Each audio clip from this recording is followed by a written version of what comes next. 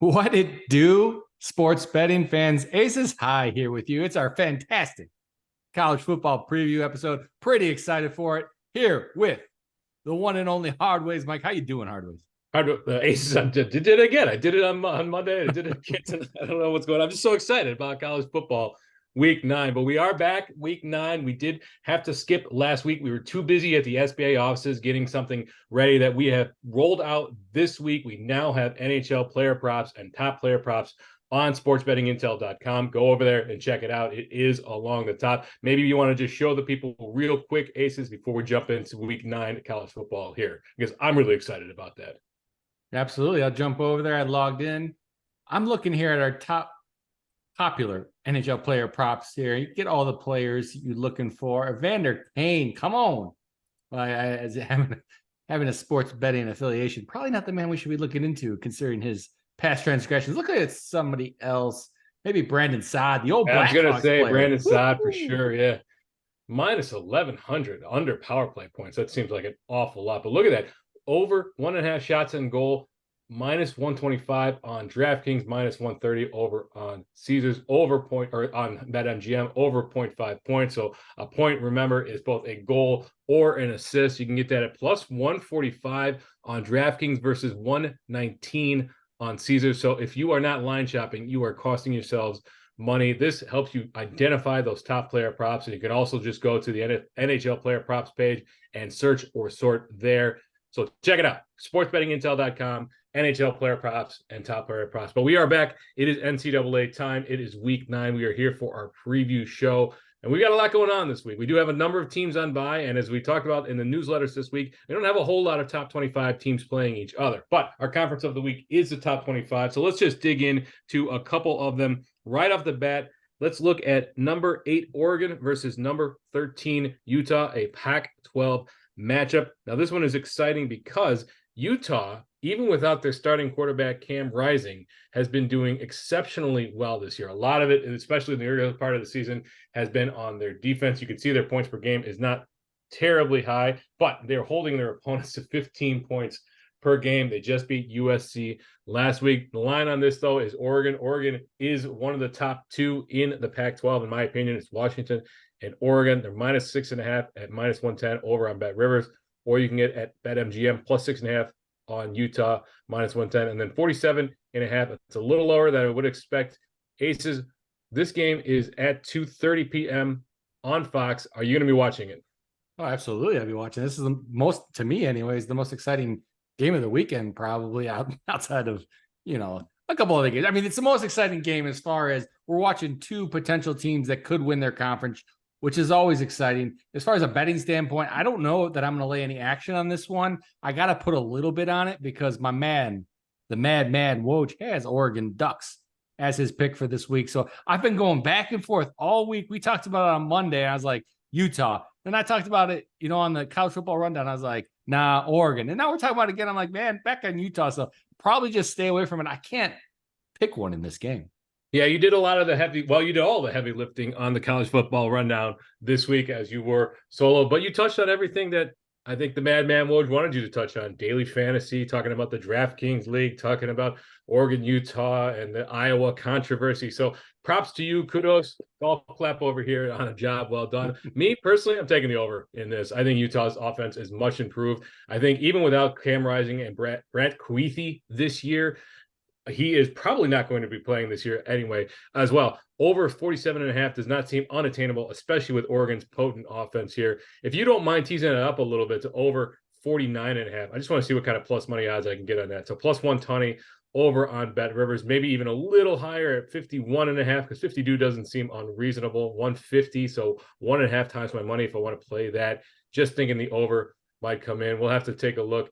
Utah, if you want to bet them on the money line, plus 210. Oregon, minus 240. I don't know if I'm going to be taking a side on this. If this was 7, I'd probably go Utah. I mean, I could certainly tease that up to 7. But yeah, that's where my money is. It's probably going to be first half over and the full game over on this one. We do project Oregon to win this game by 70.6% to a 33% Utah projected chances to win. So that's where this one's at. This one's going to be, now it's interesting that NCAA has stuck quite a few games here, quite a few of the top 25 teams playing at 2:30. So let's bounce over to another one that we highlighted in the newsletter. It's not two top 25 teams playing each other, but I believe you talked about this on the College Football Rundown podcast. You know where I'm going with this one. Georgia and Florida. I found out this is called the biggest cocktail party in the world. That was a surprise to me. I thought they got rid of that in the 80s. Apparently, they still call it that. You, my friend, are a Georgia fan. 14.5 point spread, over under 49. Are you putting any Skrilla's down on this one? No, the line's just not good enough. I mean, 14.5, it was, at that 13.5, then maybe I think about it and I, lay money on Georgia. As far as betting Florida, why on earth would you bet against the best team in college football over the past 2 years, going into 3 years now? Like, it just doesn't make sense to me. I don't like to bet against good college football teams. So I won't be putting any money on this. I might be looking at player props. I don't know if you want to jump into them. Maybe we could jump into them later, but that total at over under 49 is where I would go on the main lines. I'd probably be looking over if I did anything in this game, but as far as a side, definitely not. I'm debating maybe hitting that over 49 number.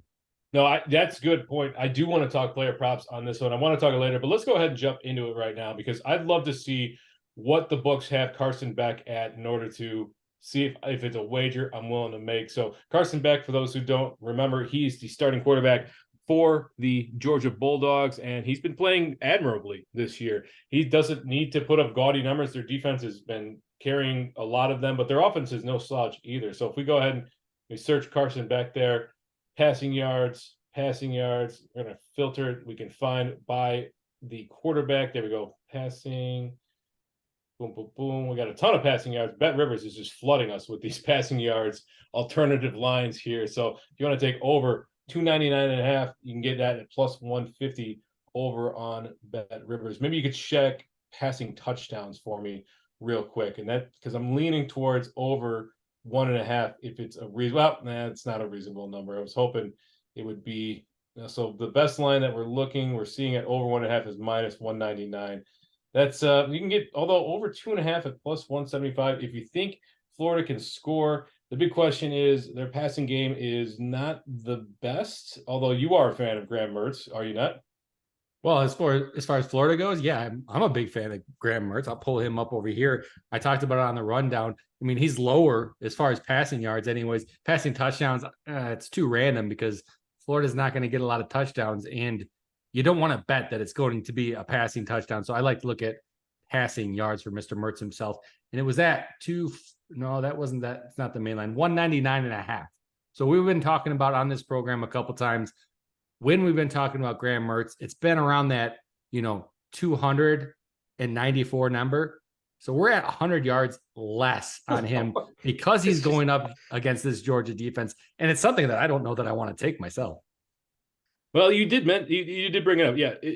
Touchdowns, particularly passing touchdowns, that can be a bit random. A guy can get pulled down at the 1 yard line and then they punch it in. They do have 2 really good running backs there at Florida. So the passing touchdowns is probably not best, but let's pull up a couple of those guys. We'll pull up both Trevor Etienne and then Montrell Johnson. Now, these guys, when healthy, have been splitting the work almost down the middle. Makes it tough to start one of them in fantasy football, but when it comes to betting, we can try to take advantage. We think game script's going to go one way or the other. Trevor Etienne here, rushing yards. So they've got him, it looks like, over 42. Okay, main line there, 33.5. It looks like Caesars has got over 33.5 at minus 117. That's probably where the main line is, and that's for Trevor Etienne. And then could you pull up Montrell Johnson for me, please? We had Lovett on there, too. I had the search function. We get every player. We're not just looking at the starters. If we have lines for anyone, it'll show up here. If the books have the guys listed, we've got them listed as well. So Montrell Johnson there, slightly higher on the yardage there, over 33 or 38.5 versus the 33.5 for Trevor Etienne. So that's one that I'm going to be looking more into, is that definitely those player props. I don't necessarily like that 14.5 point spread. I do kind of like that 48.5. Georgia looked a little stuck in the mud, not necessarily against Vanderbilt the week before. I think they were on bye last week, but against Kentucky, they certainly played very, very well. Against Auburn, though, they looked a little stuck in the mud there until the end. So we will see how that game unfolds. Let's bounce over to one more. There's only one more that has 2 top 25 teams playing in it, and that is Duke and Louisville. guess what time that's at, Aces? 2:30 p.m. Central Time as well. I don't know what the schedule makers are thinking here, but this one, that Louisville team, bit of a surprise this year. They're ranked 18th in the nation, 6-1. The line on this one against Duke here, also a big surprise, 5-2. I'm surprised they're still at 20, sitting at 5-2 with 2 losses there, but -4.5. PointsBet has the best line for both sides there. So it's -4.5 at -110 on PointsBet, and then PointsBet also 4.5, plus 4.5 for Duke at -110, over under 46.5. Are you looking at the ACC at all for this game or any other games this week? Well, as you probably know, the ACC is definitely not where I like to put my money. I like to bet against Florida State whenever I get the opportunity. I'm glad last week I did not bet Duke because we talked about it on Monday. Florida State came through in the fourth quarter and just took Duke down. I mean, if you had to bet a team in this one, I think I do go with that Duke football team. Louisville's claim to fame is that game that they played against Notre Dame. And, they won it quite handily. If I remember, it was 33-20 was the final score. And, it wasn't a squeak by win. They beat up Notre Dame. So they're going against this real good football team in Duke. It's really going to decide the power struggle over there in the ACC. We know Florida State's on top over there. We know Clemson can always come back and do their thing. We know Miami of Florida is a good football team, but like we mentioned at the beginning of the year, they're way overrated and now dropped off. So I really think this is the power struggle for the top of that conference. I'm going to stay away from betting it. If I did bet it, though, I think Duke is where I go with this. And you know me, to hell with the points. Put it on the money line. When it's that small, forget the points. Take the money line, plus 165 over on BetMGM. Maybe you could click on detailed matchup. Let's see some of the advanced stats here on this game. I'm sorry, here we go. Detailed matchup. So we do have team stats. We've got 30,000 foot view team stats, offensive yards, passing yards, attempts, rush, et cetera, et cetera. And then we can get into to some team advanced stats. We can look at stuff for that we can extrapolate pace of play and other things, right? Total success rate, explosiveness, power success, looking at that for both the offense and the defense for both teams. If you have any questions about any of these statistics, hey, so show them what you can do there. Just hover over any one of these and I'll tell you exactly what these statistics mean. And we do rely heavily on these items when making our projections for the week and making our bets as well. And then you can also scroll down on this page and see more about the team's schedules. And now we are pulling great data on that regard. And then finally, I believe we have betting data there, line data there at the bottom, all on one page. It's a super easy way. Again, this is our This Week in College Football page, and it does cover every game, every single week of college football. So I'm not sure that I'm going to be putting any money on this one as well. I do want to, that's it for our top 25. We're going to be a little shorter tonight because we don't have a whole lot of games to cover in that regard, but let's touch on one before we call it a night. And it's one that you brought up on the college football rundown while you were flying solo earlier this week. It's your favorite team, Tennessee versus Kentucky. I was about to click on the Big Ten here and go to Iowa, but then I was like, what?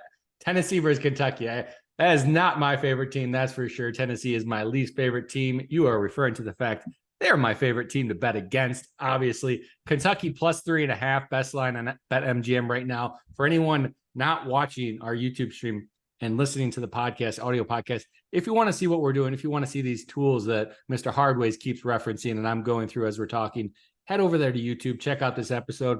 You can see those tools. You can also check them out on our website, sportsbettingintel.com. But in this Kentucky-Tennessee game, I mean, every bit of me, every little portion of my bones wants to bet against Tennessee again because, I don't respect that football program. I was being facetious, dear listeners. Yes, the Aces does not care for that Tennessee team. I'm sure he doesn't think highly of Josh Heupel there, and Joe Milton has been leaving something to be desired this year. But that Kentucky team, I'd love to take a look. We have talked about this on this program before. I want to see some player props. I want to see what our man Ray Davis looks like for rushing yards and touchdowns because he has been absolutely on fire this year. There's the Madman Woj's favorite player in the world, Joe Milton. There, he's got a personal vendetta against him, I think. But Ray Davis, getting personal on the program. I love it. Yeah. So Ray Davis is the starting running back for Kentucky. He's been phenomenal in the SEC. I think he's won SEC Offensive Player of the Week this year. So if we take a look at just he is a pass catcher out of the backfield. You can see We got alternative receiving yards for him. His baseline receiving over 13.5. So, but let's look at rushing yards here and see what our base is for rushing. And we go down, I'm seeing 89. Good goodness, 89.5 for Ray Davis. That is an awful lot. But this Tennessee offense, especially on the ground, they are susceptible up front. Their defensive line doesn't generate a whole lot of run pressure. Their linebackers are a step slower. 89.5 certainly seems attainable. If you're going to take that, that is, so we got 89.5 over in the 89 and 90.5. I wonder why Rivers has both an 89.5 and a 90.5. Maybe they've got that staggered alts, and that 89.5 is one of those alts, and that 90.5 is that main line there. But yeah, rushing yards though, Caesars has that 92.5. So if you're going to take it, you can get that. You can get a better price at over 89.5 on Bet Rivers. At minus 150. So the same price, and you get 3 extra yards there. I'm going to be looking at this, and then let's go ahead and see what his touchdown to score a touchdown. I would guess minus 220 if I was a betting man. I don't think we have any touchdown props up for Mr. Ray Davis yet. Probably too early in the week. It is, yeah, probably it'll be coming certainly. But we will. I would guess we'll update the people and let you know if it's shorter than 220. I'm probably going to be looking at that. But that is an interesting prop to keep in mind. As you had mentioned, you could get unlucky, right? Where touchdowns, it's a bit of a lot of variance there. Could be a bit random. So it's not something you do want to put a hold on it. If you got some funny money, it's a fun player prop to bet touchdowns there. And just like any of the player props, you just want to be careful not to overextend yourself. Don't bet beyond your means, your risk tolerance, your bankroll. You want to make sure that you are playing smart with your money. Player props, there's a lot of juice in these. There's a lot of variance in these, so you can get into a hole very quickly in that regard. We do talk about it. We're covering player props here at SBI, but we want to caution you. Just make sure that you know what you're betting on and to be cautious with these types of bets. Aces, I think that's going to do it for us. Again, maybe we just want to, I don't think we can leave the people without at least looking at that Iowa line, though. Yes? Well, no, we don't want to look at Iowa this week. It's not going to help us here. Oh, that's right. Are they on bye this week? Yes, sir. We don't have a football game. We got screwed out of our last one, so now we're not going to play a football game this week. And then we come back. You like how I just casually throw that in there? I'm for the rest of the year, I'm not going to go on a podcast. You know, I do all these college football podcasts. I'm not going to go on one unless I'm able to mention that Iowa got screwed out of that football game against Minnesota. But even next week, when we do come back, we have Northwestern. So as far as sports bettors here in Illinois, we cannot bet on Illinois football games or teams from Illinois and the football games in college they participate in. So we won't be able to bet on Iowa next week. We're going to have to hold off 2 weeks. That's fair. Well, I guess that's fine. It sucks. I do like betting on the under for Iowa games. So get out of here. About that on Monday. But we do have a bunch of good Big Ten games. We got Wisconsin and Ohio State. Ohio State a 14.5 point favorite. Minnesota and Michigan should be a bit of a slugfest on the ground. Penn State's probably going to be looking for revenge against a Big Ten team, the way they got smacked around by Ohio State last week. So there's plenty of good action this week. I think, like I said, I think that's going to be it for us tonight. We'll be around all weekend to talk lots of college football. And we have, as I mentioned at the beginning of the podcast, we have our NHL player props. We've got our game boards. We've got the regular NCAA player props. We're tracking NFL, NCAA basketball will be starting soon, but NBA has started here. There we go. Yep, this is everything that we are looking at. This is our game board here. Look at all these beautiful, beautiful money lines that we have coming up for Saturday, October 28th. And then Penn State minus 9,000. Who's laying that 9K to get 100 back in Who is doing that? That is something else. But yeah, so and also baseball. We are still tracking baseball. We've got minimum 4 games left, possibly 7 games left. We have the Diamondbacks and the Rangers in the World Series, and then NBA started for real on Tuesday with the regular season. So Aces, that's going to be it for us tonight for our Week 9 college football preview show. Anything you want to leave the people with? No, just remember, always check your line. It's the one thing you control. You can't control the outcome of the game, but you can control what book you bet it on. You always want to bet it on the best book, get more money back in your pocket. It's going to help you in the long run. Phenomenal advice. As we say over here at SBI, you don't always have to bet, but when you do, wager wisely.